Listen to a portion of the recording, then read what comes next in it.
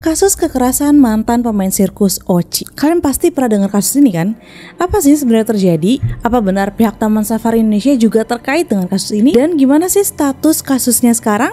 Hai guys, balik lagi di channel Nai. Hari ini aku akan bahas salah satu kasus yang lagi rame banget diomongin akhir-akhir ini, yaitu tentang kekerasan di Oriental Circus Indonesia atau Ochi. Pas aku riset, jujur aku tuh ngerasa ini beneran terjadi nggak sih? Kalau iya, kenapa bisa ada manusia sejahat ini? Jadi tonton video ini sampai habis ya. Kalau kalian suka pembahasan semacam ini, kalian bisa langsung subscribe di channel Nai, karena Nai akan update tiap minggu bawain kasus-kasus menarik kayak gini. Dan ada juga kisah horor loh. Jangan lupa di like dan share juga biar Nai makin semangat bikin videonya. Nah langsung aja kita masuk ke videonya. Mari kita mulai. Sebelum masuk ke kasusnya, aku akan jelasin latar belakang dari Oriental Circus Indonesia atau Ochi. Jadi aku akan sebut Ochi aja biar gampang ya. Ochi ini adalah kelompok sirkus yang didirikan pada tahun 1967 oleh Hadi Manansang. Ochi ini dikenal sebagai pelopor sirkus modern di Indonesia dengan pertunjukan yang mencakup akrobat, sulap, badut, dan atraksi hewan. Pada masa jayanya, Ochi ini sering tampil di berbagai kota di Indonesia dan menjadi bagian dari hiburan keluarga yang populer. Ochi sendiri secara resmi telah menghentikan operasionalnya sebagai kelompok sirkus keliling. Pertunjukan terakhir mereka bertajuk The Great 50 Show yang digelar pada 12 Januari 2020. Tapi walaupun sudah dibubarkan, beberapa bagian dari Ochi masih dapat ditemui dalam bentuk museum interaktif atau pertunjukan yang bersifat edukatif di tempat-tempat seperti Taman Safari Indonesia. Ochi pernah menjadi salah satu ikon hiburan keliling di Indonesia, tapi di balik gemerlap panggung dan atraksi memukau, muncul cerita pilu yang baru-baru ini mencuat ke publik. Pada April 2025, beberapa mantan pemain sirkus memberanikan diri untuk bersuara. Mereka mengungkap pengalaman traumatis yang mereka alami selama bertahun-tahun sebagai artis sirkus Ochi.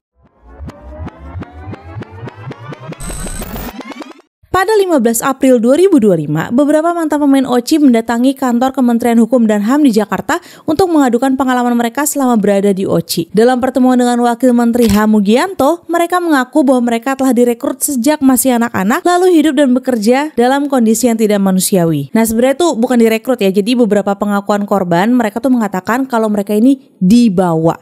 Bahkan ada pengakuan dari salah satu korban yang mengatakan dia tuh ditarik ke dalam mobil dan dikunci dari dalam sampai dia tuh menangis-nangis minta keluar dari mobil. Saya diambil dari kecil oleh Yansen Manansang. Dengan istri dia datang ke rumah saya, dia ambil saya dari orang tua saya, terus saya dibawa naik ke mobil dia. Saya nggak ngerti seperti apa, mobil itu dikunci. Dikunci, saya itu sempat nangis. Saya nangis, terus tetap mereka lagi negosiasi. Saya nggak ngerti ya sama orang tua. Saya di dalam mobil udah menangis meronta-ronta. Sampai akhirnya mereka naik, terus mungkin saya kecapean, saya kan nggak bisa buka pintu mobil toh, karena masih nggak ngerti ya saat itu. Akhirnya saya dibawa sampai di Jalan Balikpapan. Mungkin itu istirahat sebentar, terus saya dibawa ke sirkus. Salah satu korban juga menceritakan bahwa pihak sirkus menjanjikan kepada orang tuanya bahwa ia ini akan diangkat sebagai anak dan disekolahkan hingga besar. Gak cuma satu orang aja ya, beberapa anak juga direkrut sejak usia sangat muda melalui modus adopsi yang sama. Namun setelah dibawa, mereka ini justru dilatih untuk menjadi pemain sirkus sejak usia dini dan mengalami berbagai bentuk kekerasan. Pengakuan serupa juga datang dari Deborah yang mengungkap bahwa seiring waktu, anak-anak yang direkrut ini semakin muda usianya. Ia bahkan menyebutkan bahwa ada bayi yang diambil untuk dilatih menjadi pemain sirkus karena semakin kecil usia anak semakin mudah dibentuk, jadi makin mudah dilatihnya. Selain itu, meskipun pihak sirkus menjanjikan pendidikan formal, kenyataannya pendidikan yang diberikan sangat terbatas dan hanya formalitas belaka.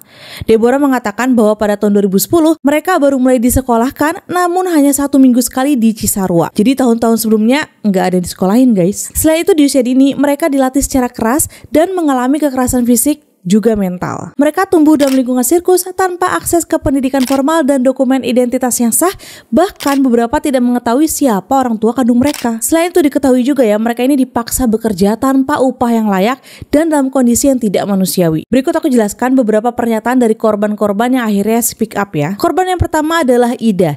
Ida mengatakan bahwa dia telah dibawa oleh Ochi sejak usia 5 tahun pada tahun 1976. Ia mengaku mengalami pemukulan saat latihan dan selama masa kerjanya di Ochi, Oci, Ida mengalami kecelakaan serius saat pertunjukan di Lampung pada tahun 1998. Nah, kecelakaan ini mengakibatkan cedera tulang belakang dan menyebabkan kelumpuhan permanen. Setelah kecelakaan tersebut, ia dirawat di Jakarta dan menjalani operasi, dan saat ini Ida menggunakan kursi roda untuk beraktivitas sehari-hari. Selanjutnya ada pengakuan dari Butet. Ia mengatakan dirinya dibawa ke Oci sejak usia 2 tahun dan mulai dilatih pada usia 3 tahun. Ya Allah, itu lebih kecil dari anak gue. Butet mengaku dipukul dengan balok karena berpacaran dan hamil. Bahkan ketika ia hamil, ia tetap dipaksa tampil, dan setelah melahirkan, anaknya diambil lalu dibawa ke tempat penampungan milik Oci di Jakarta Selatan dan tidak pernah dikembalikan. Dalam wawancaranya, Butet menyatakan bahwa ia pernah dijejali kotoran gajah hanya karena ketahuan mengambil daging empal.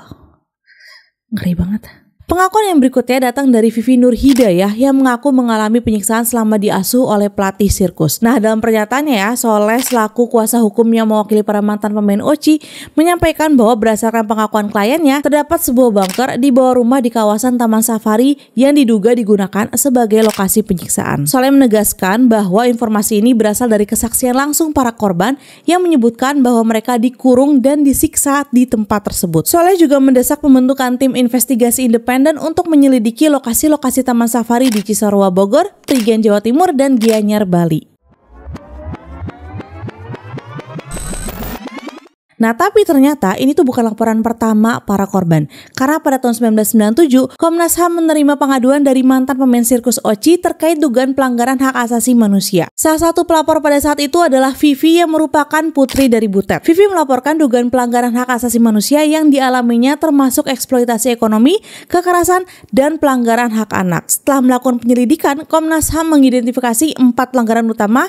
Yang pertama itu hak anak untuk mengetahui asal-usul dan identitas, di mana anak-anak pemain sirkus ini tidak diberikan informasi mengenai asal-usul, identitas, hubungan kekeluargaan, dan orang tua mereka. Yang kedua, eksploitasi ekonomi terhadap anak, di mana anak-anak tersebut diduga dieksploitasi secara ekonomi tanpa mendapatkan kompensasi yang layak. Yang ketiga, akses terhadap pendidikan umum yang layak, dan keempat, perlindungan keamanan dan jaminan sosial. Komnas HAM kemudian mengeluarkan rekomendasi kepada Oci pada 1 April 1997 untuk bekerja sama dengan instansi terkait guna mencegah dan mengakhiri perbuatan yang dapat menimbulkan pelanggaran HAM. Nah, rekomendasi tersebut mencakup penelusuran asal-usul anak-anak, memastikan praktik pelatihan tidak menjurus pada penyiksaan, dan menyelesaikan sengketa secara kekeluargaan. Pihak Oci mengklaim telah melaksanakan rekomendasi tersebut, termasuk bekerja sama dengan Komnas HAM dalam menelusuri asal-usul anak-anak pemain sirkus. Namun, Komnas HAM mencatat bahwa hanya sebagian rekomendasi yang ditindaklanjuti, seperti penyediaan pendidikan kejar paket A. Nah, lalu penyidikan kasus ini oleh kepolisian dihentikan pada tahun 1999 karena dianggap kurangnya alat bukti. Nah, jadinya karena tidak tuntasnya penyelesaian kasus ini, para korban kembali melaporkan dugaan pelanggaran HAM pada tahun 2004 dan 2024. Dalam laporan tahun 2004, para korban menyampaikan bahwa rekomendasi Komnas HAM tahun 1997 yang tadi, seperti penelusuran hak asal-usul anak-anak pemain sirkus dan pemenuhan hak-hak dasar mereka, belum sepenuhnya dilaksanakan. Hal ini mendorong mereka untuk kembali mengadukan kasus tersebut,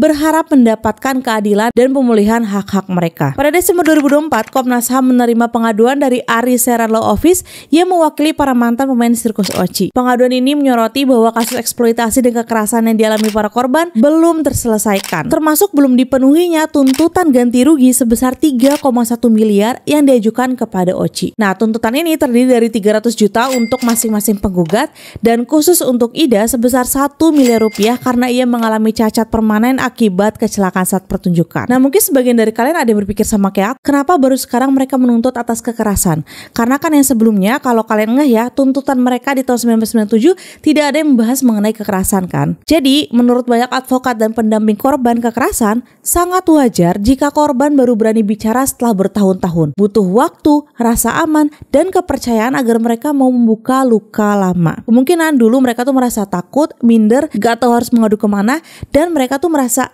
kecil melawan orang-orang yang besar. Nah, baru setelah mereka keluar dari lingkungan sirkus, mereka tuh mulai menyadari bahwa yang mereka alami dulu adalah bentuk kekerasan. Jadi bentuk pengaduan mereka sekarang nggak cuma untuk membela diri, tapi juga untuk membela korban lain dan membongkar kebenaran yang terjadi.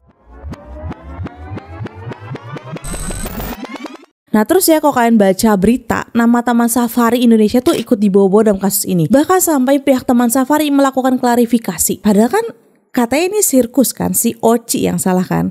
Nah sebenarnya apa sih hubungannya? Nah jadi pendiri utama dari Oriental Circus Indonesia atau Ochi dan Taman Safari Indonesia atau TSI adalah Hadi Manansang, seorang seniman sirkus yang memulai karirnya sebagai pengamen dan pemain akrobat di berbagai kota di Indonesia pada era 1950-an. Mulai sekarang aku sebut Taman Safari Indonesia TSI aja ya, biar singkat. Nah balik lagi, Hadi Manansang ini memiliki 3 putra yang turut melanjutkan dan mengembangkan usaha keluarga, yaitu Jensen Manansang sebagai Direktur Utama Taman Safari Indonesia, Frans Manansang sebagai salah satu pendiri dan pengelola Taman Safari Indonesia, dan Tony Sumampau sebagai pendiri Ochi dan komisaris Taman Safari Indonesia. Ketiga bersaudara ini bersama ayah mereka membentuk grup sirkus Bintang Akrobat dan Gadis Plastik pada tahun 1993 sampai 1994 yang kemudian berkembang menjadi Oriental Show dan akhirnya dikenal sebagai Oriental Circus Indonesia pada tahun 1972. Dari pengalaman mereka di dunia sirkus dan kecintaan terhadap satwa, lahirlah ide untuk mendirikan Taman Safari Indonesia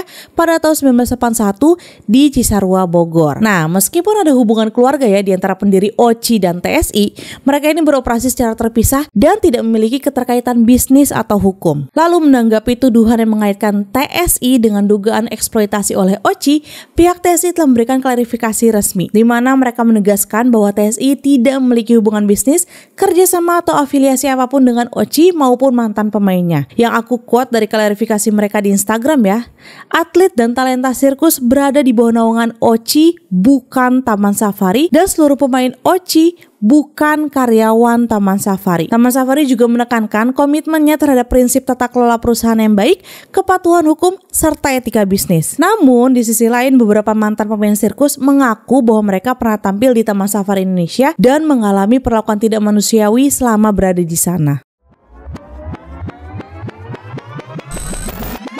Nah lalu Tony Sumampau, salah satu dari 3 bersaudara keluarga Manansang, menanggapi tuduhan eksploitasi terhadap mantan pemain sirkus Ochi. Tony menyatakan bahwa tuduhan tersebut tidak benar dan tidak masuk akal. Tony mengatakan, apa yang disampaikan itu mengada-ngada. Ia membantah ada penyiksaan yang dilakukan oleh pihaknya terhadap mantan pemain sirkus Ochi. Dia mengatakan dalam klarifikasinya yang kurang lebih menyatakan, kalau pakai kekerasan malah jadi nggak bisa kerja dong orangnya. Dipukul pakai besi, pakai apa? Nggak mungkin lah. Kalau nanti dia luka malah dia nggak bisa atraksikan gitu ya. Justru kita bisa lihat dari foto-foto mereka kan tidak ada rasa tertekan gitu ya. Tidak ada rasa tertekan dan mereka sangat-sangat happy gitu. Itu satu. Nah kedua berkaitan dengan apa tadi yang disebut penyiksaan itu ya. Itu kan hanya membuat sensasi supaya yang dengar wah serius gitu ya.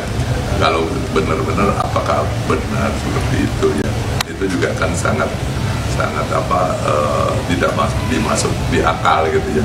Tony juga menjelaskan di klarifikasinya ya bahwa para mantan pemain sirkus tersebut dirawat sejak usia bayi, diambil dari tempat prostitusi di kawasan Kalijodo, Jakarta. Ia menyebut bahwa membesarkan mereka bukanlah hal yang mudah dan melibatkan peran suster untuk merawat mereka. Tony juga mengungkapkan bahwa pada tahun 1997 Komnas HAM menyatakan bahwa langkah TSI menampung mereka dari tempat prostitusi sudah tepat dan seharusnya mereka ini bersyukur telah dibesarkan dan diasuh hingga dewasa. Lalu Tony juga menambahkan bahwa sebagian dari mantan pemain sirkus Ochi merupakan anak-anak yang dirawat di panti asuhan sejak usia dini. Ia menyebut bahwa mereka diasuh di panti asuhan sejak bayi dan pada usia 6-7 tahun mereka dikenalkan dengan dunia sirkus. Tony juga menyatakan bahwa pada tahun 1997 Komnas HAM telah melakukan penyelidikan terhadap kasus tersebut dan memberikan rekomendasi, namun hanya beberapa yang ditindaklanjuti. Salah satunya menyekolahkan 15 anak ke sekolah formal. 2 diantaranya adalah Nova dan Novi, saudara kembar yang lulus dari SMP di Cisarua, Bogor. Namun menurut kesaksian Debbie Suwandi, pola pendidikan yang diterapkan tidak seperti sekolah biasa dan berlangsung hanya seminggu sekali. Nah, Tony juga menyatakan bahwa pihaknya akan melakukan klarifikasi lebih lanjut terkait tuduhan tersebut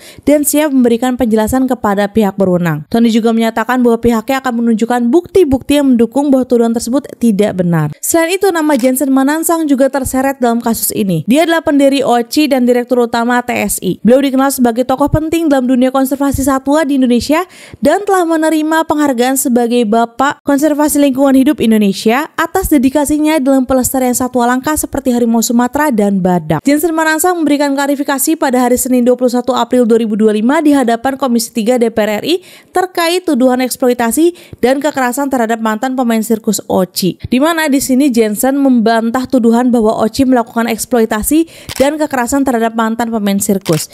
Ia menyatakan bahwa tuduhan tersebut merugikan nama baik dan bisnisnya yang menopang kehidupan lebih dari 5.000 karyawan dan keluarganya. Selain itu, menanggapi kasus mantan pemain sirkus bernama Ida yang mengalami kecelakaan saat pertunjukan, Jensen menjelaskan bahwa pihaknya telah memberikan perawatan medis yang memadai. Ida diterbangkan ke Jakarta dengan pesawat Garuda dan dirawat di RS Sumber Waras dengan biaya operasi sebesar 39 juta pada tahun 1989. Setelah pemulihan, Ida dipekerjakan sebagai staf administrasi sebelum akhirnya memutuskan untuk mengundurkan diri. Jensen juga membantah tuduhan bahwa para pemain sirkus dikurung di bunker di rumahnya. Ia menyatakan bahwa rumah orang tuanya telah diperiksa dan tidak ditemukan bukti pengurungan tersebut. Ia menegaskan bahwa Hewan saja akan dirawat dengan baik, apalagi manusia. dan terkait dengan tuduhan banyaknya pemain sirkus yang kabur, Jensen menyebut bahwa beberapa pemain sirkus melanggar disiplin internal, termasuk hubungan di luar pernikahan dan aborsi. Ia mempertanyakan mengapa masalah ini diungkit kembali sekarang padahal sebelumnya telah diselesaikan dengan Komnas HAM. Jensen di sini meminta Komisi 3 DPR RI untuk memberikan keadilan mengingat dampak tuduhan ini terhadap ribuan karyawan dan masyarakat yang bergantung pada bisnisnya. Nah, yang terakhir, nama yang paling sering disebut oleh para korban adalah Frans Manansang. Nama Frans ini menjadi sorotan setelah kesaksian dari seorang mantan pemain sirkus yang dikenal sebagai Ibu Butet mengungkapkan bahwa ia tuh dipaksa memakan kotoran gajah yang tadi oleh istri Frans sebagai bentuk hukuman atas kesalahan kecil yang dilakukannya saat masih anak-anak. Nah, tapi meskipun saudara Frans seperti Tony Sumampau dan Jensen Manansang telah memberikan klarifikasi dan bantahan terhadap tuduhan tersebut, Frans sendiri belum memberikan pernyataan resmi kepada publik. Nah, tidak adanya klarifikasi dari Frans menimbulkan pertanyaan di kalangan masyarakat mengenai tanggung jawab dan keterlibatannya dalam kasus ini. Nah, sampai video ini sejauh ini ya, kalian tuh tim percaya siapa? Karena di sini aku lihat kedua belah pihak tuh mengaku memiliki bukti masing-masing. Menurut kalian gimana? Komen di bawah ya. Nah, terus kita akan lanjut ke status kasusnya saat ini. Jadi dalam rapat dengar pendapat Komisi 3 DPR RI pada 21 April 2025, baru kemarin ya, Wakil Ketua Komisi 3 Ahmad Sahroni menyarankan agar kasus dugaan eksploitasi terhadap mantan pemain sirkus Oci diselesaikan secara kekeluargaan. Ia memberikan waktu 7 hari kepada kedua belah pihak untuk duduk bersama dan mencari solusi damai. Ia juga menyarankan agar konflik ini tidak lagi dibawa ke ruang publik atau media. Jika dalam waktu tersebut tidak tercapai kesepakatan, maka proses hukum dapat dilanjutkan melalui Polda Jawa Barat dan DPR akan memantau perkembangannya. Nah, pernyataan ini tentu saja menuai kritik dari berbagai pihak ya, termasuk kuasa hukum para korban Muhammad Soleh yang meragukan komitmen pihak Taman Safari Indonesia untuk menyelesaikan kasus ini secara kekeluargaan. Pak Soleh di sini menilai bahwa tanggapan dari pihak TSI di media menunjukkan kurangnya itikat baik untuk menyelesaikan masalah ini secara damai. Dan tentu aja netizen juga mengungkapkan kekecewaan mereka melalui media sosial. Banyak yang mempertanyakan, kenapa ya kok pihak DPR menyuruh mereka damai secara kekeluargaan? Padahal harusnya kasus ini diselesaikan melalui jalur hukum mengingat ada dugaan eksploitasi, kekerasan, dan pelanggaran HAM. Apalagi yang kena pelanggaran HAM ini anak-anak kan. Dan bahkan di beberapa konten tuh aku lihat ada yang komen, wah udah cair nih Pak. Kira-kira itu apa ya maksudnya? Gak ngerti nih juga. Sementara itu di sisi lain, Amnesty International Indonesia juga mendesak agar dibentuk tim pencari fakta independen untuk menyelidiki dugaan kekerasan dan pelanggaran HAM yang terjadi selama bertahun-tahun. Mereka juga meminta Polri untuk membuka kembali penyidikan yang sebelumnya dihentikan pada tahun 1999. Di sini Amnesty menekankan pentingnya pengusutan kasus ini secara objektif dan independen untuk memastikan keadilan bagi para korban. Nah, pas aku riset kasus ini ya, ternyata kasus seperti yang kayak gini tuh pernah kejadian juga di negara lain. Jadi bukan yang pertama. Nah begini kasusnya, ceritain ya. Jadi di tahun 2021 terjadi kasus menyedihkan di Chengdu, Tiongkok, di mana kasus ini melibatkan 4 anak laki-laki berusia antara 11 hingga 15 tahun. Nah mereka ini dikirim dari provinsi Guizhou dengan alasan mengikuti program pelatihan akrobat. Namun setelah tiba mereka tuh justru mengalami eksploitasi yang sangat memprihatinkan. Anak-anak ini ya dipaksa tampil 2 kali sehari tanpa istirahat yang layak. Selain itu mereka dijanjikan bayaran sebesar 100 yuan per bulan. Per bulan ya. Jadi 100 yuan tuh cuma sekitar 220.000 aja. Pada setiap pertunjukan mereka ini bisa menghasilkan antara 1.000 hingga 3.000 yuan. Berarti 2-6 juta dapatnya setiap show. Bukan per bulan loh ini ya. Kalau sebulan ada 10 show udah 60 juta dong jadinya kan. Nah ditambah lagi ya, mereka juga harus mengerjakan pekerjaan rumah tangga, dan jika melakukan kesalahan saat tampil, mereka akan dihukum secara fisik seperti disuruh push up ratusan kali. Tidak ada perlakuan layak atau dukungan psikologis, malah mereka ini kerap dimarahi, ditahan makannya, dan hidup di bawah tekanan. Setelah 6 hari dalam kondisi seperti itu, mereka akhirnya nekat melarikan diri. Untungnya mereka ditemukan dan dipulangkan ke kampung halaman mereka di Guizhou. Kasus ini menimbulkan perbincangan besar di Tiongkok tentang perlindungan anak, tetapi sayangnya ya tidak ada kejelasan apakah pihak agen atau manajemen pertunjukan yang menyiksa mereka telah dihukum atau belum. Jadi aku nggak nemu beritanya guys. Nah lanjut kasus serupa berikutnya, itu kasus perdagangan anak Nepal ke sirkus di India. Jadi sejak awal tahun 2000-an ratusan anak dari Nepal, bahkan banyak yang masih di bawah usia 10 tahun ya, dijebak atau dijual kepada perekrut yang menjanjikan kehidupan dan pendidikan yang lebih baik. Sayangnya janji itu hanyalah bullshit belaka. Anak-anak tersebut malah diselundupkan ke India dan dipaksa menjadi pemain sirkus. Mereka dilatih keras, dijauhkan dari keluarga, bahkan baik di antara mereka mengalami kekerasan fisik sampai pelecehan seksual. Mereka tidak digaji, tidak boleh meninggalkan area sirkus, dan hidup dalam ketakutan serta kondisi seperti budak. Untungnya organisasi kemanusiaan seperti Child Rescue Nepal turun tangan dan berhasil menyelamatkan lebih dari 700 anak dari praktik dakjal ini. Dan akhirnya pada tahun 2011, Mahkamah Agung India resmi melarang penggunaan anak-anak dalam pertunjukan sirkus. Beberapa pelaku perdagangan manusia pun ditangkap dan diproses oleh hukum. Nah itu dia video hari ini. Ternyata di balik hiburan yang dinikmati oleh banyak orang, ada pihak-pihak yang tersakiti bahkan sampai menerima penyiksaan. Semoga kasus ini segera mendapat titik terang dan korban mendapatkan keadilan seadil-adilnya. Aku nggak kebayang kalau ternyata emang bener mereka sejahat ini ya. Ya Allah, gimana pendapat kalian tentang video ini? Tulis komentar kalian di bawah ya, karena aku mau dengar pendapat kalian. Kalau ada info lain yang belum aku sampaikan atau kalian ada request untuk next video, bisa banget tulis di bawah atau DM IG ku @nadiarahmatin atau TikTok @diceritain.nay. Sekian video hari ini, semoga kalian suka dengan cara aku menyampaikan kasusnya. Jangan lupa subscribe biar Nay makin semangat bikin videonya ya. Sampai ketemu minggu depan. Bye bye. Last but not least, thank you so much buat yang udah subscribe, karena sekarang berapa 1000-an subscriber ya. Thank you guys. Dadah, sampai ketemu lagi.